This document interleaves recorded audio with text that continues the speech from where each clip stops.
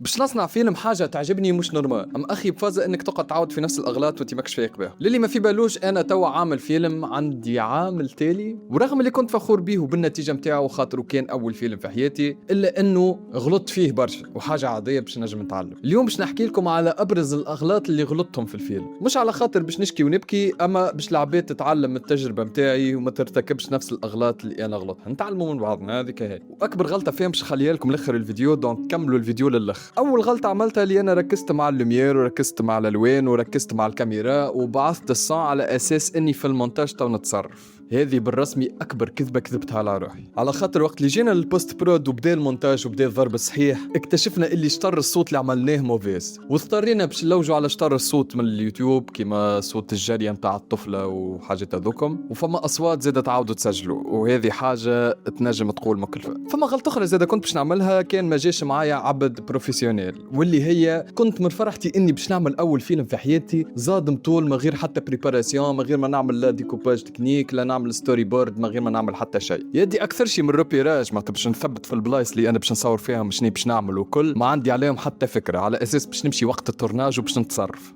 بون الحاجه هذه فيها وعليها، على خاطر الوقت اللي مشينا نثبتوا ثبتنا في النهار ونحن باش نصوروا في الليل، هذاك علاش تعذبنا في اللومير. واصعب حاجه بالرسمي انك تصور فيلم في غابه وما عندكش لومير. الحاجة هذه ضيعت لنا سوايع في التصوير، وخاصة ان قعدنا نبدلوا في اللي زونجل لوجوا على لومير ونهي البلاصة اللي فيها لومير خير والكل. الحاجة هذه تعبت بطبيعة ليكيب تكنيك، وخاصة تعبت الممثلين اللي بريسك ما ركزوش برشا مع التمثيل على خاطرهم كانوا تعبين. الغلطة اللي بعدها واللي هي الزربة، خاطر ماكم تعرفوا ماتريال مش متاعنا ولازم يرجع في وقت معين، وكان لازمنا نكملوا نصوروا فيلم فيسا. والحاجة هذه تعبتنا في المونتاج، خاصة على خاطر كي جينا نحطوا في البلانات اكتشفنا اللي فما برشا بلانات وبرشا سيكونسات طاروا من الفيلم. الحاجة الأخرى اللي أنا في وسط التورناج تحولت، وليت الراف اللي كيب تكنيك متاعي مش أعداء كنت ندافع على الفيلم بكل شراسة معناه. يعني بالنسبة لي أنا فما بلان كان لازم يتنحى على خاطر بيه هو باش يولي الفيلم ياسر سلو وياسر بورينج معناه. أنا كنت ندافع على اللقطة ذيك ولا على البلان ذاك